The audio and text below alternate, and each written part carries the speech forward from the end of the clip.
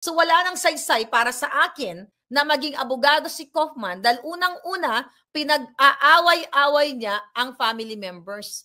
Diba? Dahil kung siya ay para sa mga Duterte, hindi siya nag-create ng ganitong scripted na mga scenarios ng mga interview.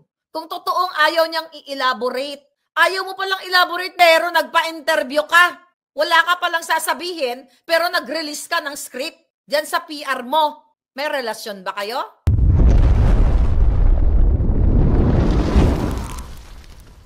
Relasyon, kabit. Nagtatanong lang kasi ang mga taga-Dahig ay nagtatanong. Eh wala naman akong alam. Sweet honesty daw ang mga dramatization 101. Wala naman tayong issue kahit matsok-tsakan sila, no? Wala tayong issue. Pero kung ito ay may ganitong klaseng romantic chuba-chucho na kapalit, itong mga PR na ito, ayan, panibago na naman yan, bubula na naman ang bibig ng mga alpotera. Wala tayong pakialam sa kanilang kaletsihan. Okay? Ang pinakailaman natin dito yung asal ni Kaufman na wala naman pala siyang masabi, na hindi niya kayang i-elaborate, ba't ka pa napag-interview yung ulul ka?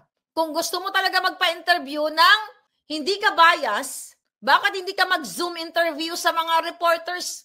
Diba? Although alam naman natin na ibang media ay mga ano naman talaga yan, yung nagtitwist, pero for the sake of legitimacy ng nilalabas mong mga impormasyon at katalagang yung impormasyon na yan ay galing sa'yo, you have to speak up in behalf of PRRD dahil milyon-milyong Pilipino, buong sambayanan ang tumututok sa case niya. Hindi yung magpapa-interview ka ng script, hindi namin alam kung ikaw ba talaga ang nagsabi noon kasi wala namang official seal ka or whatever. Kung ikaw talaga ang nagsasabi noon, ikaw, di ba? So magpa-interview ka sa media. You know, wala naman akong planong interviewin ka dahil kung may plano ako, dapat noon inabangan na kita dyan. Wala akong plano sa mga, julul na katulad mo, di ba? So pinipili mo lang, doon ka lang sa PR mo. Bakit mo pinipili yung pag magre-release ka ng statement? Dapat sa media ka dahil yun yung tama. Kasi ang media kasi, mga kababayan, pagdating dyan sa mga reports na yan, pagdating sa mga korte, yan yung, sad to say, kahit ayaw natin sa mga media, yan yung mga ginagamit na source ng korte. Yung mga legitimate establishment. Like yung they've been there for 48 years, mga ganyan. Pero bakit ayaw ni Kaufman magpa-interview at nung una naintindihan natin di ba? Yung mga media, medyo aloof siya at binabasos niya yung mga media. Pero no matter what na yung media ng iba nagtitwist talaga yan, ipakita niya sana yung kanyang fairness. Hindi lang doon sa PR niya na hindi nga natin alam kung ano ang mga katsokara nila. Hindi ganyan. Ang tamang messaging, mga palangga. International lawyer ka, tapos nagpapa-interview ka sa putyo-putyo. Right? Kung gusto mo marinig ang boses mo as a lawyer, at si Pangulong Duterte, hindi siya Pangulong Duterte pipitsugin na katulad mo, Kaufman. Gusto mo marinig ang iyong boses, you invite also international media, not only the putyo-putyo. Bakit? Ano ito? Ano ang relasyon ninyo? Bakit parang hindi yata kayo mapaghihiwalay, di ba? Puro ka, I cannot comment, chuchu-chuchu, for judicial reasons. Hindi ka pala maka-comment for judicial fucking reason? Tapos nagpapa-interview kang ulol ka? Sige nga, mga kababayan. Sige, tama ba yon? Hindi pala siya maka-elaborate for judicial reason, giatay. What's the point? Nagpapa-interview ka. Hindi hungang ka.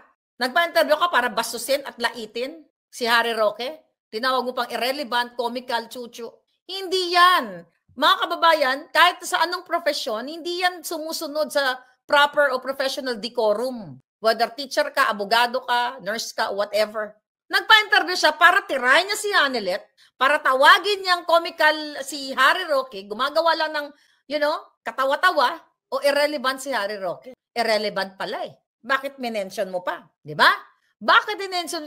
Kung isa kang talagang high profile na abogado, which is high profile yung hinahawakan mong case, hindi ka dapat nagpapa-interview, wala ka naman palang maibibigay sa amin. Kasi due to judicial reason, you cannot elaborate. Alpot patutot. So anong gusto mong i-portray? Para sabihin na si Hanelet ay hindi mo boss. para sabihin na ang sinusunod mo lang ay si Inday Sara, para sabihin na si Hanilet ay emotionally distressed or unstable or whatever, kung ano ang gusto mong iparating sa tao. Dahil gigil na gigil ka kay Hanilet dahil pina-follow up ka lagi kung ano na ba, kailan talaga makakalaya ang Pangulong Duterte? Dahil ba binigyan ka ng ultimatum? Sige nga, yan ba mga kababayan? Basahin nyo yung kanyang sagot. Sabi niya, hindi siya pwede, I cannot elaborate. Due to judicial process, putang inang process na yan. Tapos ngayon magpapa-interview ka. Wala ka palang sasabihin eh. Ang sinabi niya lang doon is intriga. Right? So what's the point? I'm helping you to open your brain cells. Kasi alam mo, ang sabi nito? Ayan, yung mga sagot. Yung pangatlo, di ba? Yung tungkol kay Harry Roque. Yung pangalawang sagot lang niya, pangalawa niya, yung tungkol kay Hanilet na emotionally distressed. The number one na sagot, for judicial reasons and out of respect for family privacy, I am not going to comment on the veracity of blah, blah, blah, blah, blah. So malinaw ang interview na yan na ginawa-gawa nila na scripted to attack Harry Roque, to attack Hanilet. Hindi siya maganda kasi ang abogado, ikaw yung, di ba? You fight. You are fighting, you're defending Pangulong Duterte dahil naniniwala ka na violate yung rights ni Pangulong Duterte. Ang kanyang human rights, 80 years old, may sakit, wobbly, mahina na, ganyan-ganyan, nilalaban natin yan. O, di ba? Pero, violate mo yung rights ni Hanilet, sinabihan mo na emotionally distressed at pity-minded. Yan ba, mga kababayan? Kaya tinutulungan ko kayo na mag-isip kayo, hindi lang kayo naniniwala sa mga may vested interest na mga alpot na binababoy, si Kitty at si Hanilet. Hindi ako nagtitake sides sa pamilya dahil kung gusto ko lang sumipsip kay Inday Sara, hindi ko ipagtatanggol si Hanilet at si Kitty. Dahil wala naman mahihita. Diba sabi nga ng Team Alpot, ang gusto nilang ipagtanggol yung may posisyon sa gobyerno. Ano bang mahita ko kay Kitty? Magkakapera ba ako kay Kitty? Magkakapera ba ako kay Hanilet? Pwede ba ako magsabi kay Hanilet na pag naging presidensya sa 2028, Hanilet, BFF naman tayo, baka naman. I'm standing with Hanilet, standing by di sa dalawang ito at sa pamilya dahil masyado silang kinakawawa. Wala akong nakita. Pero kung magsipsip ako kay Inday Sara, katulad ng iba na ginagamit ang mga picture, mga optics para pagkakitaan ng pamilyang Duterte. Ba't nga naman, di ba? Ba't nga naman ako dito mag-i-emote-emote kay Hanet? Ano bang mapapala ko? Hindi naman to politiko, hindi naman to mayor, si Kitty. Ano ba yan? Bata pa naman yan. Ano mapapala ko kay Hanet? But I am not for possession or kung anumang pabor. Kaya kahit kaya kong murahin itong ulol na si Kaufman na pinag-aaway, pinagsasabong ang pamilya. Hindi daw niya ma-elaborate yung private, mga disagreements. Ibig sabihin, gumagawa ka ng kaputahan mo. Binibigay mo ng mensahe sa taong bayan na mayroong something inside. This is wala. Narinig ko kay Inday Sara, nandiyadyaan ako. Sobrang sweet sila. Tuwa yun. That was the happiest moment. Sabi ko, nung nakita ko na, oh wow, nakakatuwa naman to. Si Inday at si Kitty, ando doon ako sa harap, nag-interview. Nung tinatanong si Kitty, uy, parang ginanon pa siya ni Inday. They're very sweet. Ando doon din si Hanilet. Tapos itong gagong to, I'm sorry, Vice President. Okay? Itong kinuha niyong abogado, sabi ko nga, you have to check yung, ang track record nito. Diba? Hindi lang pwedeng, hindi naman magaling si Kaufman, hindi pwedeng magaling ka na abogado pero wala kang puso. How come na ilalaban mo ang human rights ni Pangulong Duterte kung hindi mo ginagalang ang human rights, ang rights to visit ni Hanilet? Open your eyes, open your brain cells, mga kababayan. Diba? Anong gusto mong gawin? Pag-away-awayin? Bastos ka sa kapwa mo abogado. Bastos ka sa pamilya ni Pangulong Duterte. Kaya nga sabi ni Hanilet, hindi ko lang alam kung nung time na nandoon ako, hindi ko na kasi sa dami ng information, nasabihin mo yan kay Pangulong Duterte na sabi niya na emotionally distressed. Sabihin mo kay Pangulong Duterte na yan si Hanilet.